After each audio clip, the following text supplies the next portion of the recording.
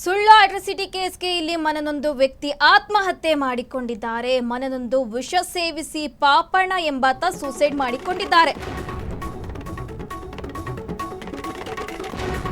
ಮನನೊಂದು ವಿಷ ಸೇವಿಸಿ ಇಲ್ಲಿ ಪಾಪಣ್ಣ ಎಂಬಾತ ಸೂಸೈಡ್ ಮಾಡಿಕೊಂಡಿದ್ದಾರೆ. ಬೆಂಗಳೂರಿನ ಕಾಡುಗೋಡಿ ಠಾಣಾ ವ್ಯಾಪ್ತಿಯಲ್ಲಿ ಈ ಘಟನೆ ನಡೆದಿದೆ.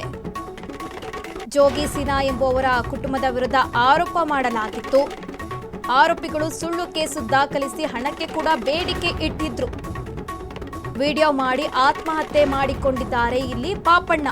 42 ವರ್ಷ ಅವರಿಗೆ. ಪ್ರಶಾಂತ್, ಸಂತೋಷ್, ರಾಧಾ, ಲಲಿತ್ ವಿರುದ್ಧ ಇದೀಗ ಆರೋಪ ಮಾಡಿದ್ದಾರೆ.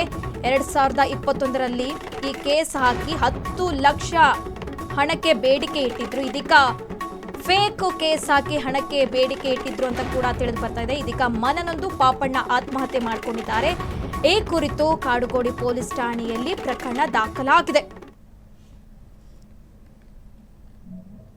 ಮತ್ತೆಲ್ಲ ಮಾಡ್ತಾರೆ ಸ್ವಾಮಿ. ಇವ್ರ ಕಾಡ ನನ್ನ ಕೈಲಿ ತಳಕಾಗ್ತಾ ಇಲ್ಲ ಸ್ವಾಮಿ. ನನ್ನ ಜೀವನ ಇಲ್ಲ ಸ್ವಾಮಿ. ನಾನೊಬ್ಬ ಬಡ ವ್ಯಾಪಾರಿ ಸ್ವಾಮಿ. ಬಡ ವ್ಯಾಪಾರಿ ನಾನು ಎಲ್ಲಿಂದ ತಂದು ಕೊಡಲಿ ಲಕ್ಷಾಂತರ ರೂಪಾಯಿ ಸ್ವಾಮಿ. ಇವತ್ತು ನನ್ನ ಜೀವನ ಅಂತ್ಯ ಸ್ವಾಮಿ. ನನ್ನ ಸಾವಿಗೆ ಕಾರಣ ಜೋಗಿ ಸಿನ್ಹಾ ಅವರು. ಜೋಗಿ ಸಿನ್ಹಾ, ಪ್ರಶಾಂತು, ಸಂತೋಷು, ಅವ್ರ ಮಗಳು ರಾಧಾ, ಇನ್ನೂ ಲಲಿತ್ ಕುಮಾರ್, ಇವರೇ ಸ್ವಾಮಿ ನನ್ನ ಸಾವಿಗೆ ಕಾರಣ. ಇವ್ರ ಫುಲ್ ಕುಟುಂಬ ಸ್ವಾಮಿ. ಇವ್ರು ಫುಲ್ ಕುಟುಂಬ ಕೊಡ್ತಾರೆ ಹಿಂಸೆ ನಂಗೆ ತಡಕಾಗ್ತಾರೆ ಸ್ವಾಮಿ.